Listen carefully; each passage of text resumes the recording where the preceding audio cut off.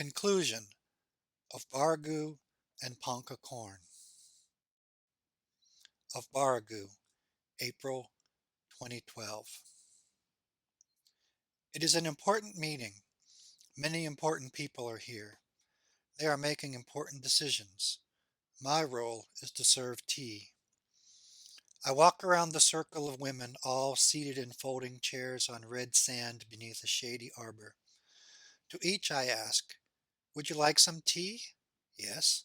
"Cream and sugar?" "Yes, please." I scoop a spoonful of sugar and then a spoonful of powdered milk into a tin cup full of strong, dark tea, stir briskly, clattering metal spoon against metal cup, then, with a slight nod of my head, hand a cup to each of the 12 Aboriginal women. Dressed in bright flowery shirts and long skirts, most of them wear the ubiquitous woolen beanies that have become de rigueur among Aboriginal women in Central Australia, winter or summer. As I serve tea, I pause to observe how dappled morning sunlight filters through the leaves of the coolabah trees, shimmers golden on the white bark.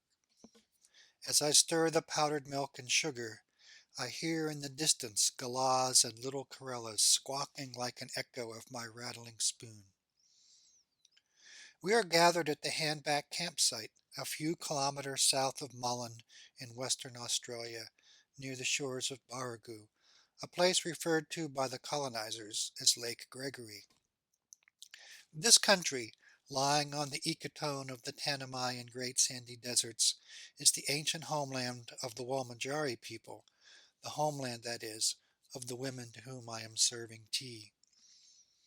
This place is called Handover because it was here in 2001 that the Premier of Western Australia returned title for roughly 6.4 million acres of land to the Walmajari and other Jurabalan peoples, symbolically pouring sand into the hands of the elders. The event was celebrated with singing and dancing. Evidence suggests that it's been their land for maybe 40,000 years, but now it's all legal. One of those settler colonial situations that is at once patently absurd and yet, one must admit, deeply significant, even moving. And Ponca Corn, June 2019. About 50 people have lined up on the edge of an empty field in north central Nebraska near the town of Neely. It's a hot, overcast day with hints of a storm brewing off to the west. The crowd is mostly native, Ponca, Pawnee, Omaha, Lakota, with quite a few white allies sprinkled throughout. The attire is shorts and sneakers, and many people sport t-shirts bearing slogans such as Pipeline Fighter, Water Protector, No KXL, Proud Ponca Tribe. Ages range from elders in their 70s to toddlers. A mother nurses her newborn in the shade. Numerous teenagers actually seem excited to be here. Behind us stands a row of trees, a classic prairie shelter belt whose leaves of cottonwood and hackberry rustle in the steady wind. In front of us stretches a newly plowed field.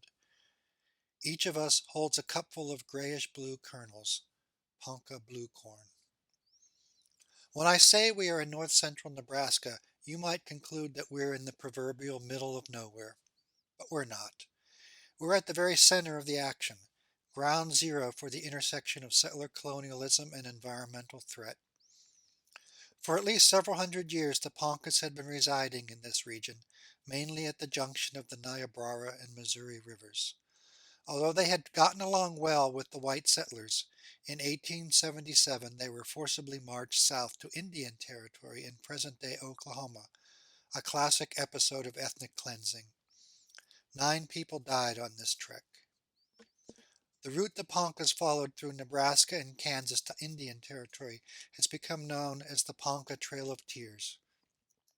It passes through this field where we now stand.